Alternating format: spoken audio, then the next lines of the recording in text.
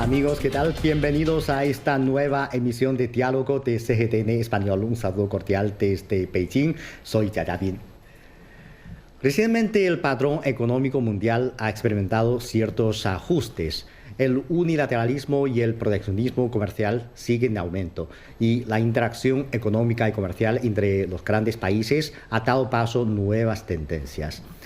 La relación entre China y la Unión Europea, dos de los principales actores económicos del mundo, no solo afecta el pulso del desarrollo del continente euroasiático, sino que también condiciona el orden económico y comercial global y a la situación general de desarrollo pacífico. China y la Unión Europea son importantes socios comerciales y, sin embargo, en años recientes existen ciertas incertidumbres en estas relaciones. ¿Cómo vemos la situación actual de las relaciones entre China y la Unión Europea? ¿En qué ámbitos globales pueden China y la Unión Europea aunar fuerzas y ejercer una función de liderazgo constructivo?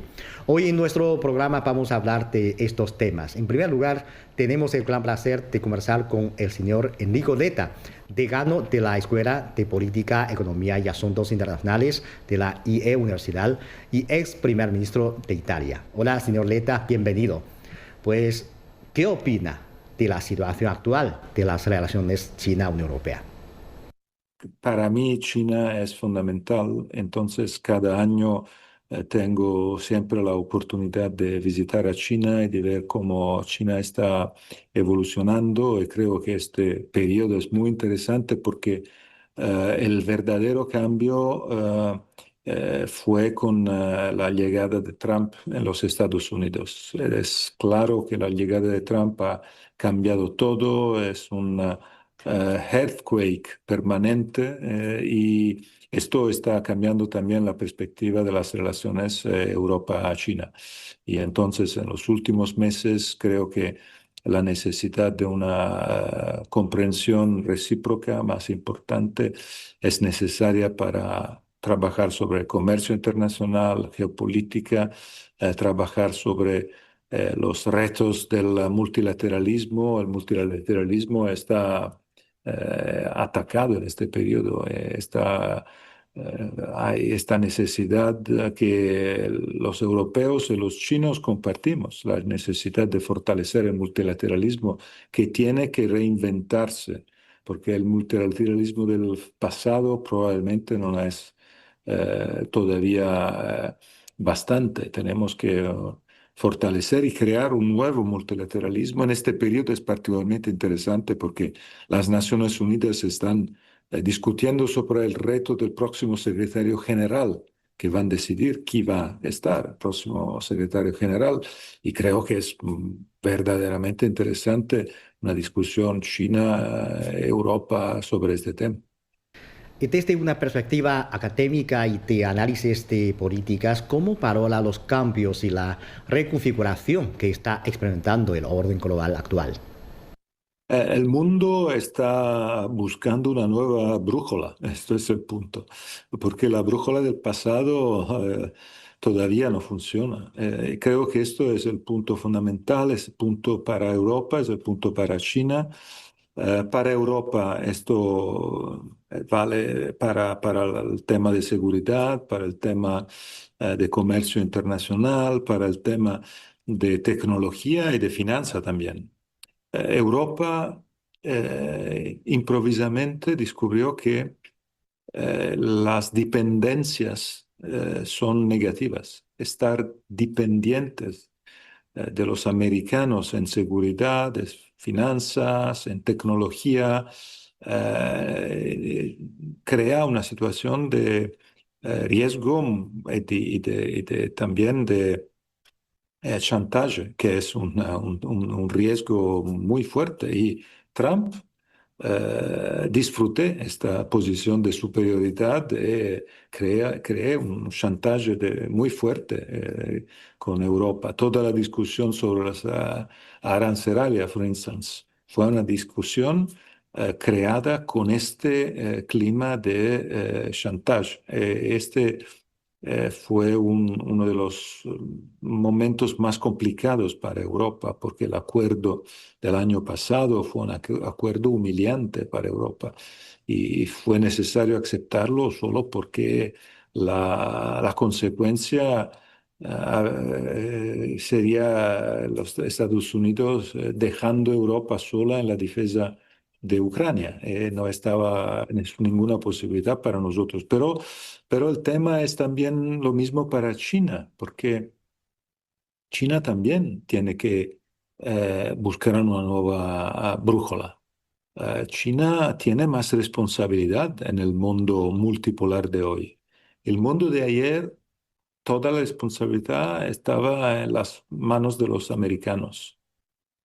Ahora la responsabilidad es compartida. Los chinos tienen que usar esta responsabilidad y ser más proactivos. No es inmediato en la cultura china, esto punto.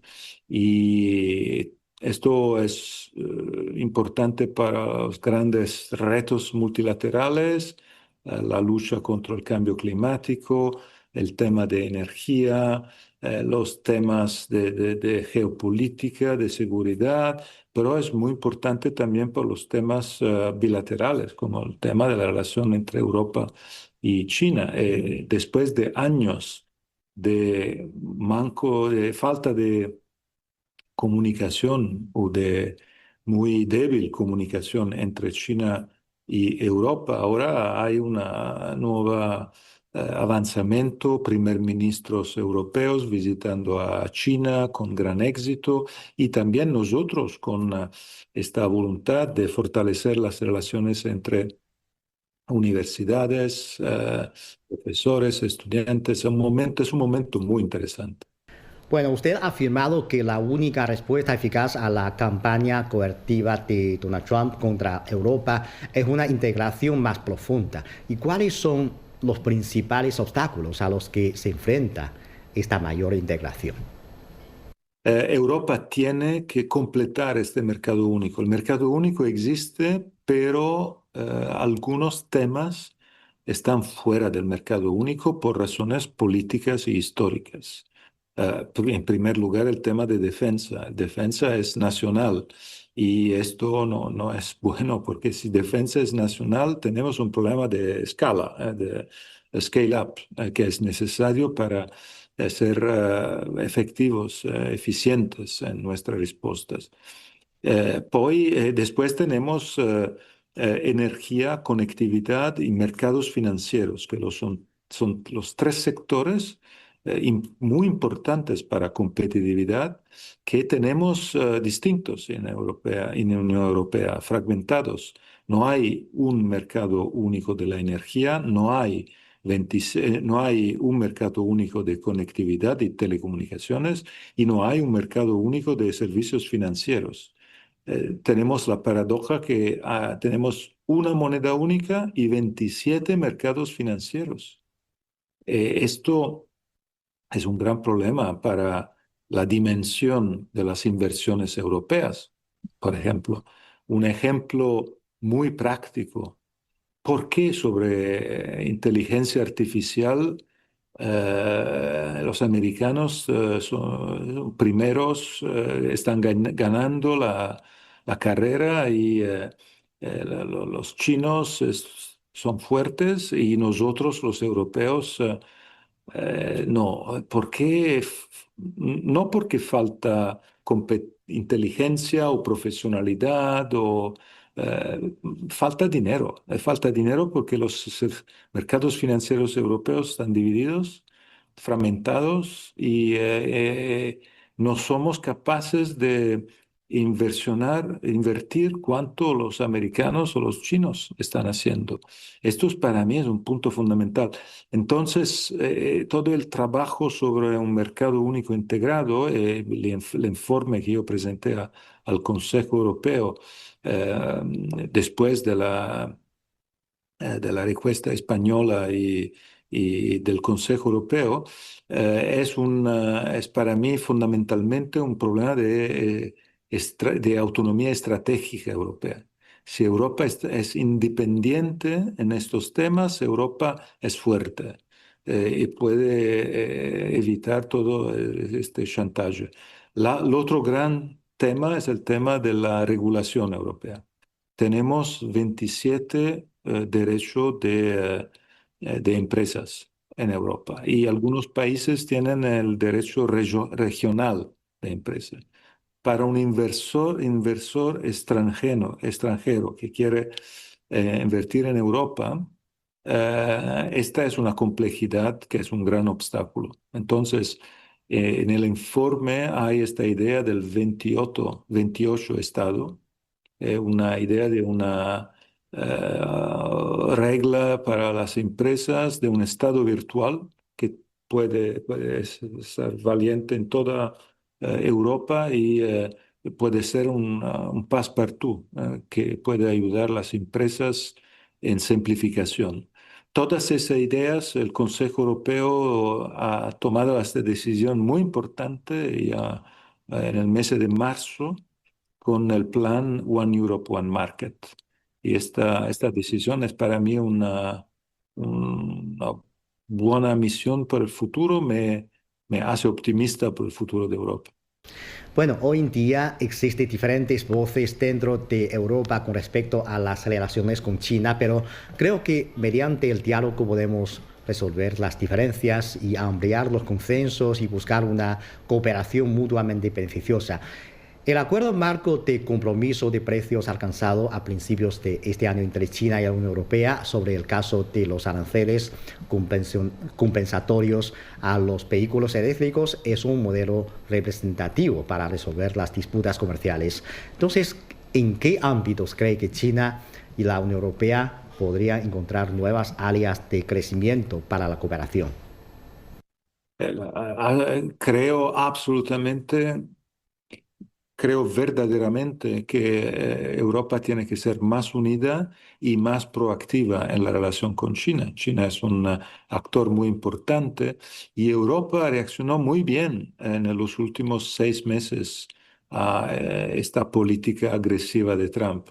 Los acuerdos de comercio con India, con el Mercosur, con Indonesia, con México, con Australia, muy importantes acuerdos y ahora tenemos que discutir con China y tener esta política abierta con China. Entonces creo que este es el momento, como tú dijiste, que Europa tiene que ser más unida también en las relaciones con el resto del mundo. Las divisiones no ayudan. Europa tiene que hablar con una sola voz y tiene que ser más unida. Yo soy optimista porque en los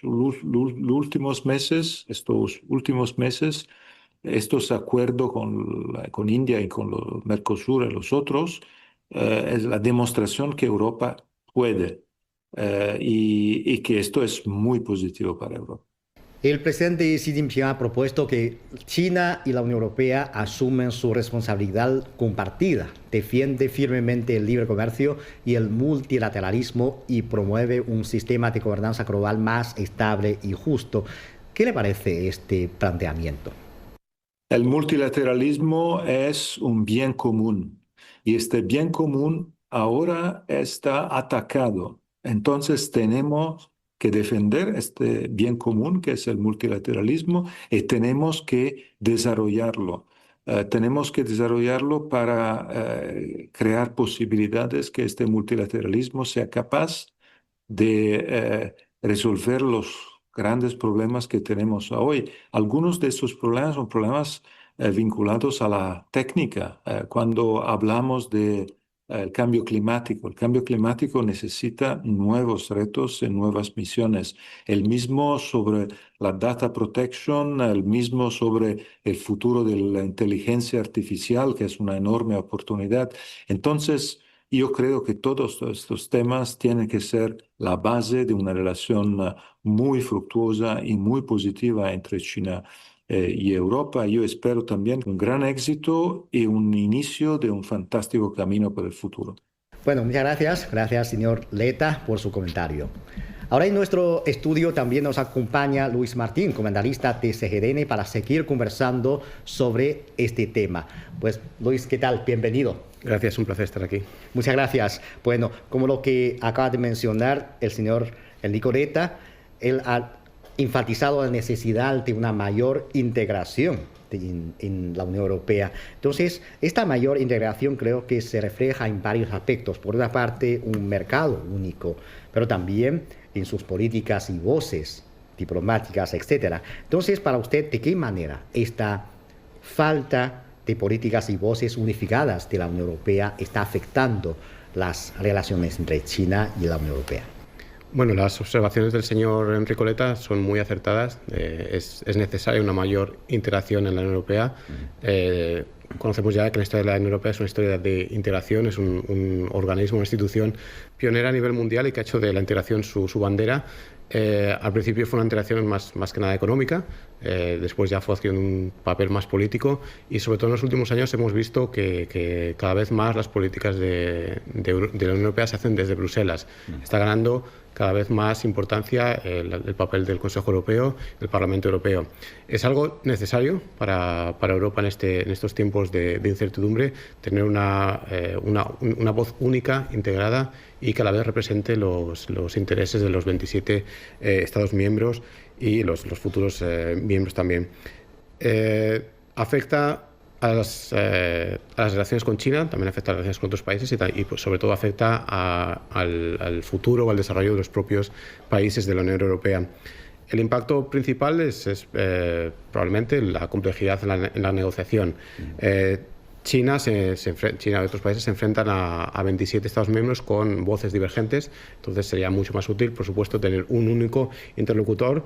Sin embargo, hay que tener en cuenta que se generan muchos intereses nacionales diferentes y entonces el interlocutor tiene que estar atento a todos ellos.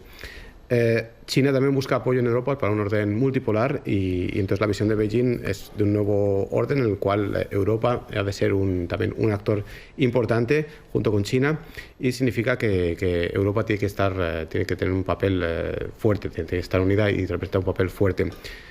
En cuanto a si afecta o es beneficioso, pues probablemente afecta sobre todo a los propios europeos.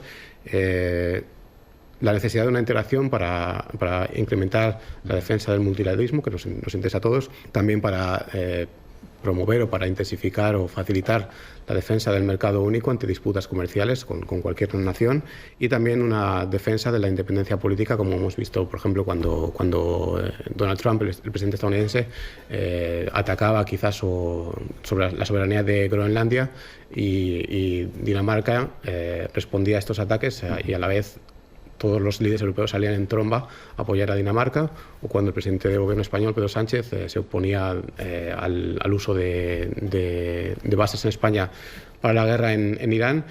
También hemos visto que recababa un apoyo de todos los líderes europeos. Hay que entender que aunque tengan diferencias estos líderes europeos en ciertas cuestiones comerciales o económicas o políticas, todos al fin y al cabo son europeos y cada vez que hacen un viaje a algún país, además de llevar el mensaje nacional, llevan de fondo o como con mayor importancia quizás el mensaje europeo, el mensaje de la Comunidad Europea, del mercado único. Y a largo plazo también a China le interesa una Unión Europea fuerte, que sea un actor multilateral, ya que la Unión Europea ha sido siempre un foco de multilateralismo, de apoyo a gobernanza, con una capacidad regulatoria muy fuerte y muy importante a lo largo de las últimas décadas. Por lo tanto, a China también le interesa tener una Unión Europea, un interlocutor fuerte y unido que luche contra la fragmentación.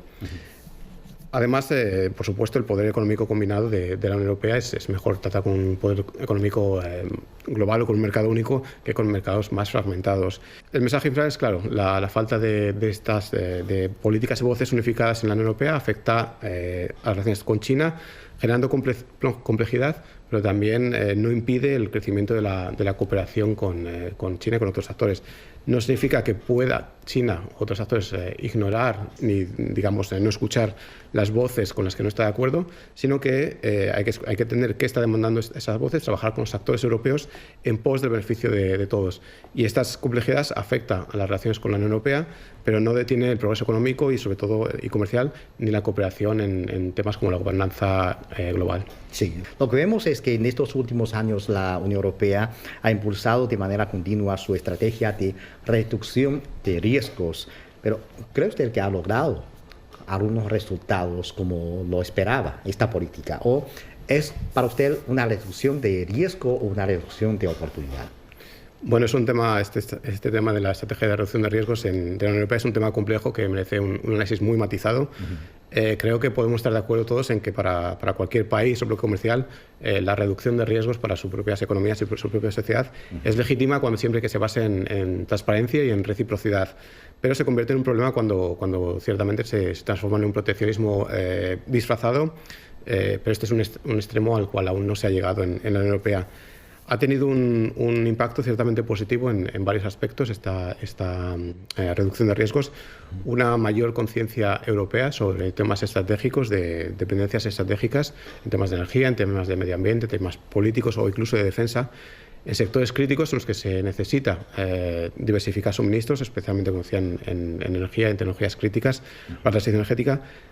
Y esto ha tenido un impulso muy llamativo, muy importante, de que no podemos depender tanto del exterior en la Unión Europea, por lo cual hemos de invertir en tecnologías limpias y digitales europeas, en mejorar la resiliencia de nuestras cadenas de suministro y el establecimiento de incentivos que realicen una producción estratégica dentro del territorio europeo y de competencia que impulse a las empresas europeas a desarrollar capacidades propias que quizás antes no tenían. Por lo tanto, a largo plazo, esperemos que esta reducción de riesgos sea beneficiosa para la Unión Europea y estas empresas de la Unión Europea o estos organismos van a desarrollar sus propias tecnologías, sus propios productos, y esto al final redunda en bienestar de todo el mundo, ya que si se generan productos punteros a nivel de tecnologías verdes o inteligencia artificial, al final se va a beneficiar todo el mundo. La diversificación que fortalece esta capacidad de la Unión Europea para enfrentar los choques o shocks externos es legítima, como digo, y refleja una necesidad acuciante, sobre todo después de las últimas crisis que ha vivido la Unión Europea y el mundo en general, crisis sanitarias, crisis políticas, crisis de tecnología, de cadena de suministro y crisis económicas. Y aunque estamos todavía en pañales, digamos, en este proceso de reducción de riesgos y de autonomía estratégica, puede llevar mucho tiempo, pero parece que los pasos están siendo adecuados en este sentido. El mundo necesita, como decía, una Unión Europea fuerte, no fragmentada, y para ello esta estrategia puede ser necesaria siempre que, como digo, no se caiga demasiado en un proteccionismo excesivo. Podemos ver ciertos datos, por ejemplo, el comercio entre China y la Unión Europea se ha incrementado en los últimos años, especialmente es un dato llamativo el año pasado, el comercio total entre China y el bloque europeo creció un 6% interanual y al mismo tiempo el comercio entre China y Estados Unidos descendía casi un 16%. Es un dato poderoso que indica que la relación China-Unión Europea es más resiliente y más madura que nunca, incluso frente a estas barreras o esta situación comercial que se está dando en el mundo. Y especialmente se dan en sectores punteros de tecnologías como los vehículos eléctricos, como las energías verdes, y son sectores muy sensibles que abordan el aspecto de la seguridad nacional. Por lo tanto, es en el interés de todos está que tanto China como la Unión Europea se sienten a dialogar, se sienten a escuchar los problemas del otro y así alcanzar un consenso, como el caso, como decía, de los vehículos eléctricos. Creo que es un paso importante y una muestra de la capacidad que tienen los dos bloques de conversar y de llegar a acuerdos que beneficien a todos. Acabo de mencionar unas cifras, el comercio entre China y la Unión Europea. Yo creo que el crecimiento en el comercio, la cifra misma demuestra que existen ciertos motores, fuerzas motrices para el crecimiento del comercio entre ambas partes, la necesidad de profundizar la cooperación. Entonces, para usted, ¿en qué consiste estas fuerzas motrices? Ciertos motores de este crecimiento, sobre todo yo destacaría la eficiencia y el avance y la competitividad del sistema industrial chino. A lo largo de los últimos años, como sabemos, China ha desarrollado multitud de industrias cada vez de más alta tecnología que incorporan cada vez un valor añadido cada vez más elevado, un sistema industrial completo que abarca desde no solo tecnología avanzada, sino también desde bienes de consumo, es decir, que abarca casi la totalidad de las industrias de los sectores. Y la innovación, sobre todo en sectores como energías renovables, vehículos eléctricos y tecnología digital, es muy notable, es muy importante. Conocemos el atractivo del vasto mercado chino para la demanda de productos europeos. productos no solo más, digamos, de un valor añadido más elevado, como puedan ser los productos agrícolas europeos, vino, lácteos o en el caso de España, la carne, el porcino. Maquinaria de precisión, también productos farmacéuticos y tecnología avanzada. El mercado chino, siempre se dice, es un mercado de 1.400 millones de consumidores con una clase media en expansión. Y a cambio, o como contraparte, el mercado europeo es cada vez también más importante para las empresas chinas. Los consumidores europeos aprecian la tecnología y los avances chinos a un precio relativamente asequible. Por lo tanto, son productos que triunfan en Europa. Lo hemos visto con empresas como Xiaomi de tecnología, los teléfonos móviles, ahora ya más automoción. Los automóviles eléctricos chinos, que han tenido un boom no solo en todo el mundo, pero y especialmente en Europa, cada vez se ven más. Ofrecen tecnología muy avanzada a precios muy competitivos, por tanto es un mercado muy atractivo para ambos. Los mercados de ambos bloques son atractivos para el otro. Sí, yo creo que es natural que entre diferentes países, diferentes economías, considerando sus propias situaciones, existen ciertas diferencias, ciertos desafíos en las cooperaciones, pero al final siempre hay que verlo de una forma más constructiva. Así que viene la pregunta, ¿en qué ámbitos globales pueden China y la Unión Europea aunar esfuerzos y ejercer una función de liderazgo constructivo? Bueno, ya hemos hablado de algunos de ellos. El caso paradigmático, quizás más, donde está la fruta más madura, digamos, es en el caso del desarrollo verde, el desarrollo sostenible, de las tecnologías de energías limpias. Hace años Europa era el líder en estas tecnologías y las empresas europeas acudían a China, sobre todo empresas de energía solar, energía eólica, para invertir, para fabricar aquí. Y ahora se ha dado un poco la vuelta. Las empresas chinas han aprendiendo o compartiendo las inversiones con las empresas europeas, han desarrollado su propio sistema de tecnologías limpias, de tecnologías verdes, y ahora son ellas las que exportan e invierten en Europa.